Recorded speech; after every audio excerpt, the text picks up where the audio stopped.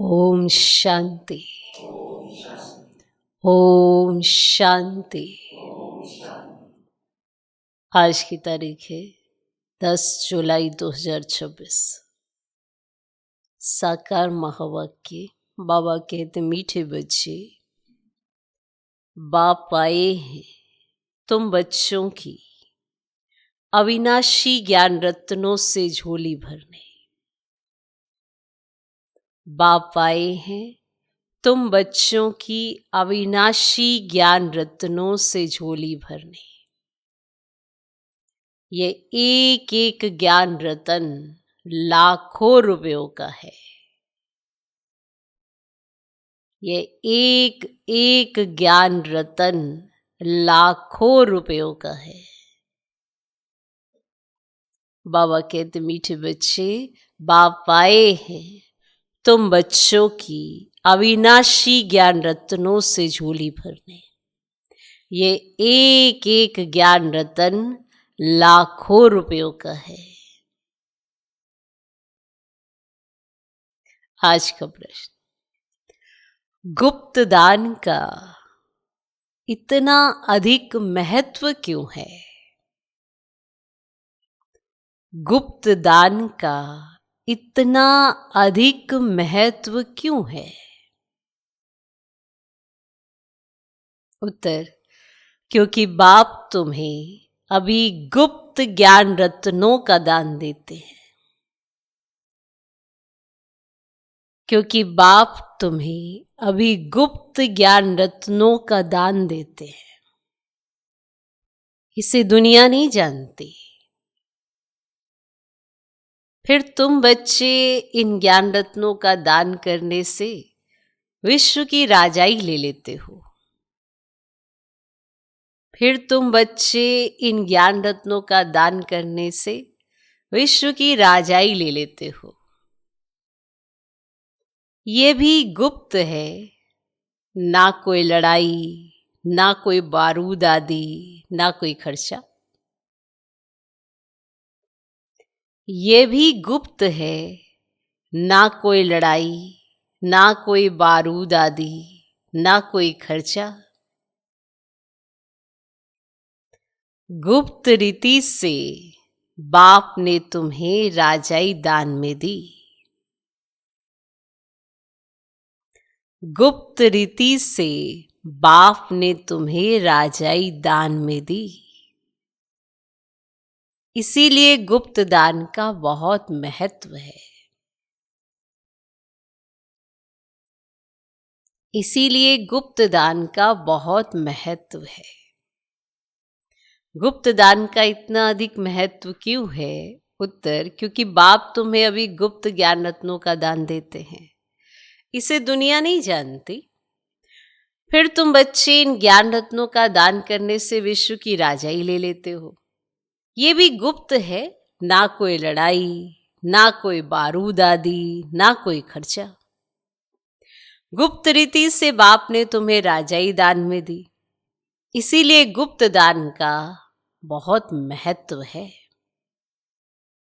तो समझ में आया गुप्त दान का क्या महत्व है और क्यों महत्व है। बाप ने गुप्त दान किया तो बच्चे भी गुप्त दान करते। उसका महत्व इसलिए इंपॉर्टेंट है। सोचो, क्या मिलता है आपको, क्या देते हैं हम और क्या मिलता है हमको। बहुत ऊंचा महत्व है। डबल ओम शांति। एक शिव बाबा कहते हैं, एक ब्रह्मा दादा कहते हैं, दोनों का स्वधर्म है शांत। दोनों ही शांति धाम में रहने वाले। तुम बच्चे भी शांति धाम में रहने वाले हो। निराकार देश में रहने वाले आए हो साकारी देश में पाठ बजाने के लिए, क्योंकि ये ड्रामा है ना। बच्चों को ड्रामा के आदि मध्य अंत का ज्ञान बुद्धि में भरा हुआ है। ऊपर से लेकर नीचे तक, ऊंच से ऊंच भगवान, उनके साथ बच्चे। इन बातों को अच्छी रीति समझो। तुम्हारे सिवाय ये ज्ञान कोई में है नहीं।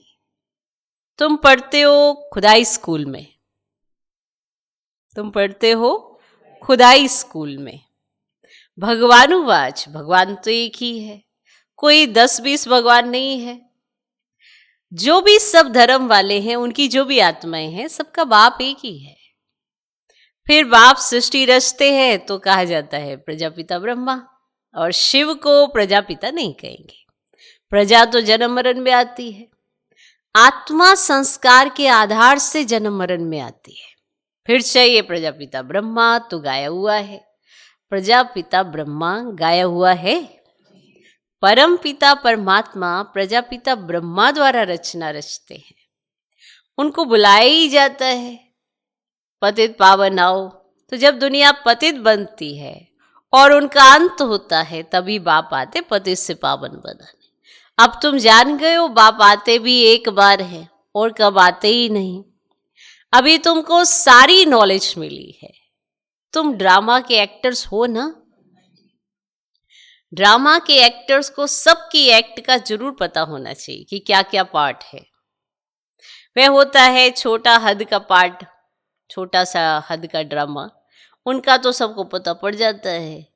तुम भी देख कर आते हो, चाहो तो लिख भी सकते हो, याद कर सकते हो, छोटा सा होता है। अब यह तो बहुत बड़ा बेहद का ड्रामा है, जिसको तुम सतयुग से लेकर कलयुग अंत तक जानते हो। अभी तुम बच्चे जानते हो हमको बेहद के बाप से बेहद का वर्षा मिलता है, फिर हद के बाप से हद का वर्षा, हद की प्रॉपर्टी मिलती है। तो बाबा ने समझाया था, राजाएं जो बनते हैं वे अगले जन्म में दान पुण्य आदि करने से एक जन्म के लिए राजा बनते हैं, ऐसे नहीं कि वे दूसरे जन्म में भी बनेंगे। तुम जो सतयुग में राजाएं महाराजाएं थे, ऐसे मत समझो कि तुम्हारी राजाई कोई गुम हो जाती है और फिर जब भक्ति मार्ग होता है तब भी वे जास्ती दान पुण्य करते हैं तो वह भी राजाई में आ जाते हैं, परंतु वे फिर हो जाते भिखारी राजाएं। और तुम ही जो पूज्य थे सो फिर पुजारी बने हो। फिर भी सुख तो रहता है और दुख तो सिर्फ अभी ही होता है। जो दुख है ना वो सिर्फ अभी ही होता है। अभी तमो प्रधान में भी तुमको सुख है, कोई लड़ाई झगड़े की बात नहीं है। है कोई लड़ाई झगड़ा? अब ये तो बाद में होता है, जब लाखों के अंदाज में हो जाते हैं तो लड़ाई आदि शुरू हो जाती है। और तुम बच्चों को तो सतयुग त्रेता द्वापर में भी सुख है। जब तमो प्रधान शुरू होता है तब थोड़ा दुख होता है, और अब तो है ही तमो प्रधानता। बाप समझाते ये है ही तमो प्रधान दुनिया। तुम जानते हो ये बेहद का ड्रामा है, जानते हो? हम इनसे कोई भी छूट ही नहीं सकता है। मनुष्य जब दुख में तंग हो जाते हैं तब कहते हैं भगवान ने ऐसा खेल क्यों रचा है। जब दुख में तंग होते हैं तब ऐसा बोलते हैं कि भगवान ने ऐसा खेल क्यों रचा है। अगर भगवान रचे ही नहीं तो दुनिया ही नहीं होती, कुछ नहीं होता। रचता और रचना तो है ना, उनकी डिटेल भी है। और सतयुग से कलयुग अंत तक बाकी थोड़े रोज हैं, तुम भी प्रैक्टिकल में देखेंगे। पहले से तो नहीं देखेंगे, पहले से तो नहीं दिखाएंगे। 5000 वर्ष का बाकी थोड़ा चक्र है, वे अभी थोड़े ही दिखा देंगे। जब होगा तब उनको भी साक्षी हो देखेंगे। अब पहले थोड़ा सब कुछ दिखा देंगे, जब होगा तो उनको हम साक्षियों को देखेंगे। तो जो होना होता है वे कल पहले मुआफिक होगा। अब ये तो देखते ही हो, तैयारियां हो रही हैं, देख रहे हो ना, तैयारियां हो रही हैं। विनाश तो होगा जरूर, सबकी तैयारी हो रही है। वे ड्रामा में पहले से ही नूंदा है, विनाश जरूर होगा। अब तुम बच्चों को बाप समझाते हैं, तुम्हारी आत्मा जो तमो प्रधान बनी है उनको भी यहां सतो प्रधान बनाना है।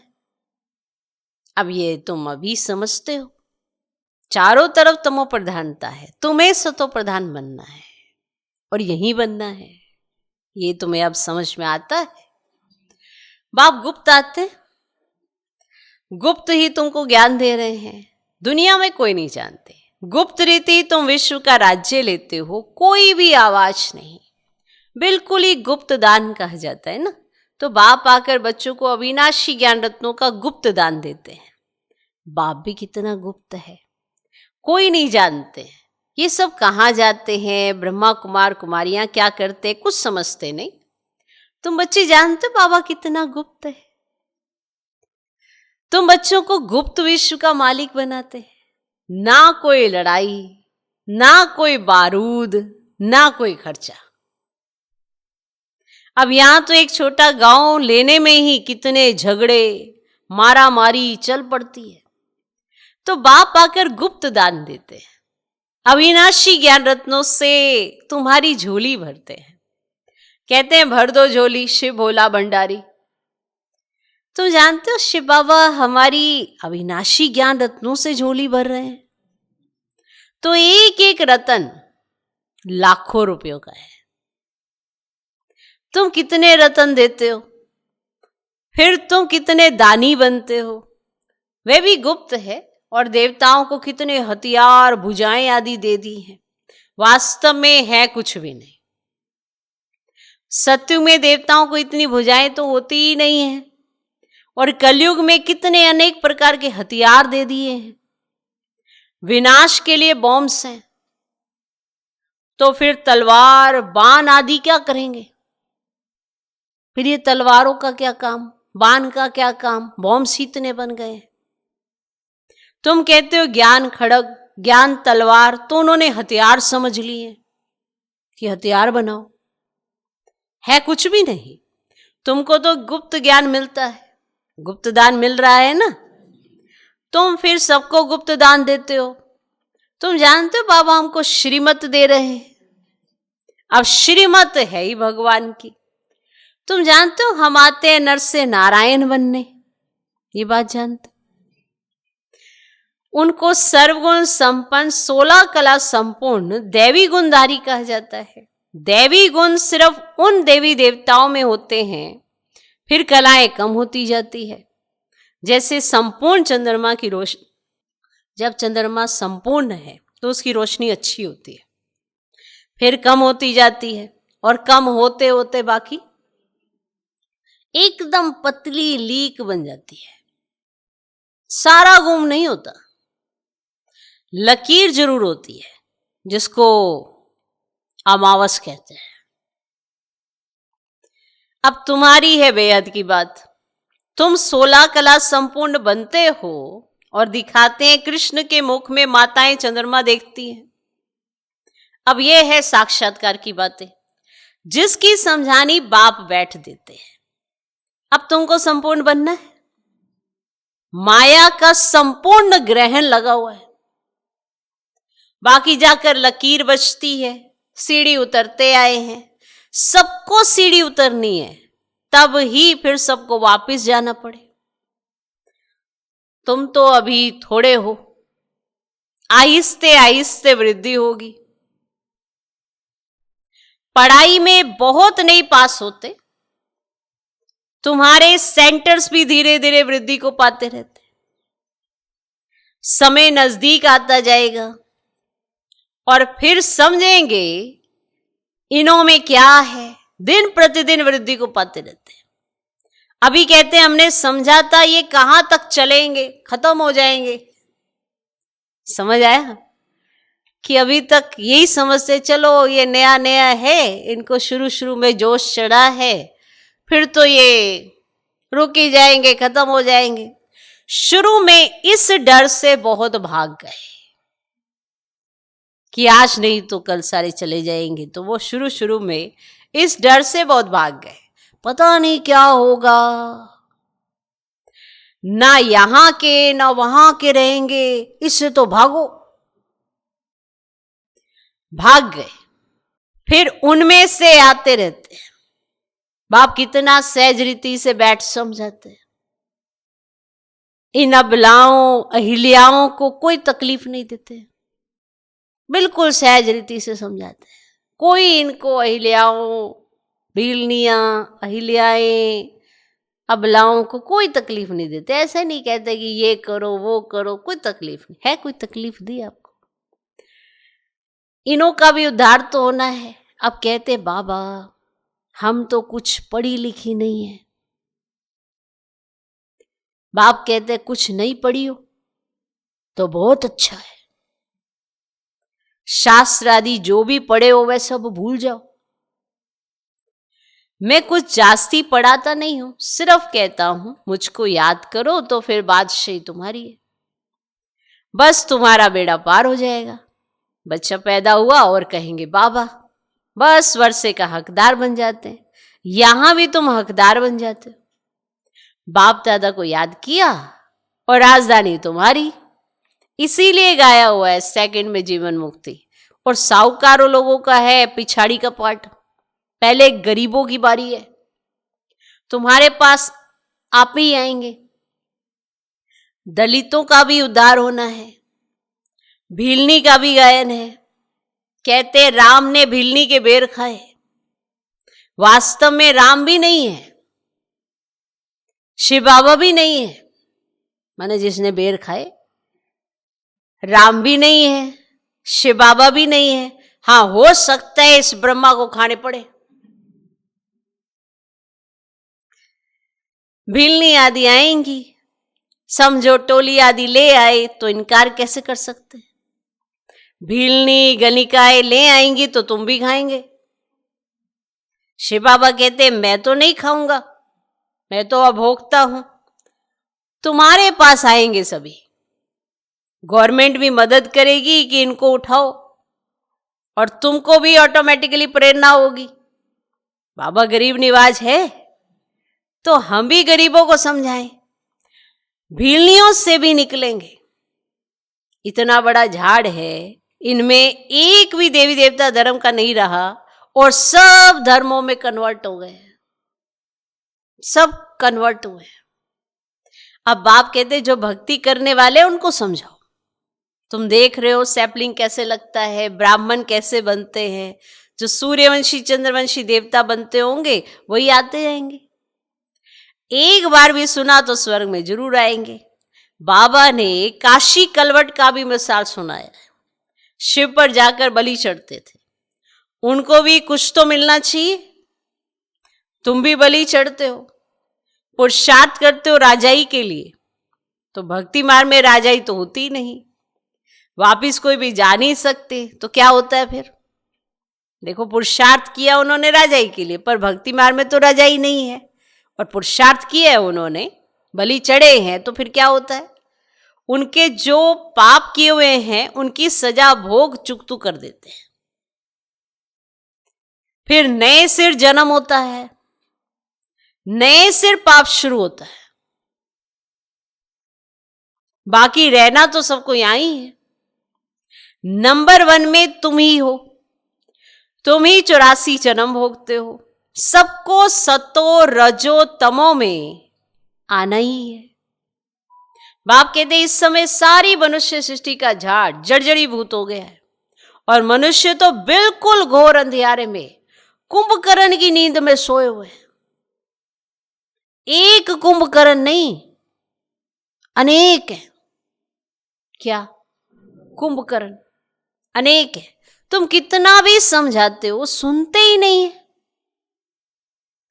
जिनका पाठ है वे पुरुषार्थ करते हैं और वही माता पिता के दिल पर चढ़ते हैं। तख्त नशीन भी वही बनेंगे। कितनी बच्चियां पूछती हैं, बाबा बच्चों को डांटना पड़ता है। बाप कहते इसका इतना कुछ नहीं है, तुम पुकारती हो हम पतितों को पावन बनाओ। बाप भी कहते काम महाशत्रु है। ऐसे नहीं कहा जाता क्रोध शत्रु है। माताओं में इतना नहीं होता है क्या, क्रोध। पुरुष बहुत लड़ाई करते हैं। अब बाप ने तो माताओं को आगे किया है, वंदे मातरम। नहीं तो माताओं को कहते हैं तुम्हारा पति गुरु ईश्वर है, उनकी मत पर चलना है। हथियाला बांधा फिर फट से पतित बने, ये ईश्वर मिला उनको। अभी राम राज्य स्थापन होता है, बाकी सब मरते जाएंगे। बाबा ने समझाया विनाश काले विपरीत बुद्धि, विनाश काले प्रीत बुद्धि। तुम्हारी परम पिता परमात्मा से प्रीत बुद्धि है, तुम्हारी आत्मा जानती है। शिव बाबा इनमें आते हैं, इन द्वारा हम सुन रहे हैं। इतनी छोटी बिंदु है। शिव बाबा का ये टेम्परेरी रथ है। इनके द्वारा ये रुद्र ज्ञान यज्ञ रचा है जो बढ़ता ही जाएगा। बच्चों की बूंद बूंद से तालाब भरता जाता है। बच्चे अपना सफल करते रहते हैं क्योंकि जानते हैं ये सब कुछ मिट्टी में मिल जाना है। तो क्यों ना आज सफल कर ले, उसका भाग्य बना ले, क्योंकि सब कुछ मिट्टी में मिल जाना है, कुछ भी रहना ही नहीं है। इतना तो सफल हो जाए। सोदामा का भी मिसाल है ना। बच्चियां बाबा के पास चावल मुट्ठी वह 6-8 रुपया भेज देती है। वाह बच्ची, बाप तो गरीब निवाज है ना। ये सब ड्रामा में नूद है, फिर भी होगा। बांधेलियां हैं। बाबा कहते भाग्यशाली हो, शिव बाबा का हाथ तो मिला ना, भाग्यशाली हो। बांधेली हो तो क्या हुआ, भाग्यशाली कितनी हो, किसका हाथ मिला तुमको, शिव बाबा का हाथ तो मिला ना। एक दिन आएगा सब आर्य समाजी आदि भी आएंगे। जाएंगे कहां? मुक्ति, जीवन मुक्ति की हट्टी तो एक ही है।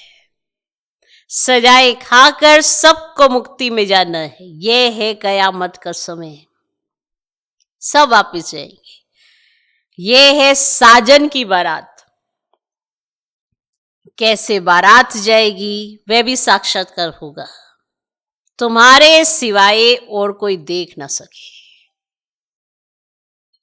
अच्छा, मीठे मीठे सिकिलदे बच्चों प्रति माता पिता बाप दादा का याद प्यार और गुड मॉर्निंग। रूहानी बाप की रूहानी बच्चों को नमस्ते। हम रूहानी बच्चों की भी रूहानी बाप को नमस्ते नमस्ते नमस्ते। Good morning good morning good morning. धारणा के लिए मुख्य सर पहला पॉइंट, बाप द्वारा ज्ञान का जो गुप्त दान मिला है उसकी वैल्यू को समझ अपनी झोली ज्ञान रत्नों से भरपूर करनी है। बाप द्वारा ज्ञान का जो गुप्त दान मिला है उसकी वैल्यू को समझ अपनी झोली ज्ञान रत्नों से भरपूर करनी है। सबको गुप्त दान देते जाना है। सबको गुप्त दान देते जाना है। बाप द्वारा ज्ञान का जो गुप्त दान मिला है उसकी वैल्यू को समझ अपनी झोली ज्ञान रत्नों से भरपूर करनी है। सबको गुप्त दान देते जाना है। दूसरा पॉइंट, इस कयामत के समय जबकि वापस जाना है तो अपना सब कुछ सफल करना है। इस कयामत के समय जबकि वापस जाना है तो अपना सब कुछ सफल करना है। प्रीत बुद्धि बनना है। मुक्ति और जीवन मुक्ति का रास्ता सबको बताना है। मुक्ति और जीवन मुक्ति का रास्ता सबको बताना है। इस कयामत के समय जबकि वापस जाना है तो अपना सब कुछ सफल करना है। प्रीत बुद्धि बनना है। मुक्ति और जीवन मुक्ति का रास्ता सबको बताना है। आज का वरदान, भोलेपन के साथ ऑल माइटी अथॉरिटी बन माया का सामना करने वाले शक्ति स्वरूप भव। भोलेपन के साथ ऑल माइटी अथॉरिटी बन माया का सामना करने वाले शक्ति स्वरूप भव। कभी कभी भोलापन बहुत भारी नुकसान कर देता है। सरलता भोला रूप धारण कर लेती है। लेकिन ऐसा भोला नहीं बनो जो सामना नहीं कर सको। फिर कहोगे हमें कुछ समझ नहीं आता, हमें पता नहीं चलता, ये माया है, हम कैसे जाने, हम कैसे समझे, और माया तुम्हें अपने चंगुल में फंसाए हुए हो। ऐसा बोला नहीं चाहिए। सरलता के साथ समाने और सहन करने की शक्ति चाहिए। जैसे बाप भोलानाथ के साथ ऑल माइटी अथॉरिटी है, ऐसे आप भी भोलेपन के साथ साथ शक्ति स्वरूप भी बनो, तो माया का गोला नहीं लगेगा। माया सामना करने के बजाय नमस्कार कर लेगी।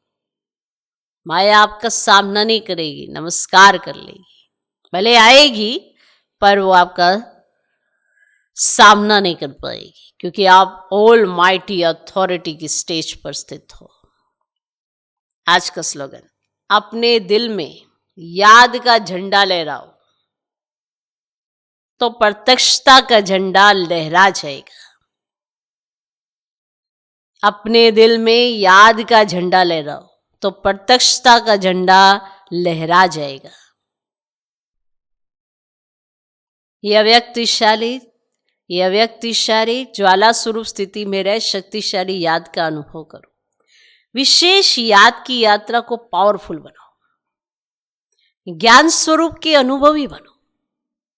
ज्ञान स्वरूप के अनुभवी बनो। आप श्रेष्ठ आत्माओं की शुभ वृत्ति व कल्याण की वृत्ति और शक्तिशाली वातावरण अनेक तड़पती हुई, भटकती हुई, पुकार करने वाली आत्माओं को आनंद, शांति और शक्ति की अनुभूति कराएगी। कब? जब आप ज्ञान स्वरूप के अनुभवी बनेंगे तो आप श्रेष्ठ आत्माओं की शुभ वृत्ति व कल्याण की वृत्ति और शक्तिशाली वातावरण अनेक तड़पती हुई, भटकती हुई, पुकार करने वाली आत्माओं को आनंद, शांति और शक्ति की अनुभूति कराएंगे। ओम शांति, ओम शांति।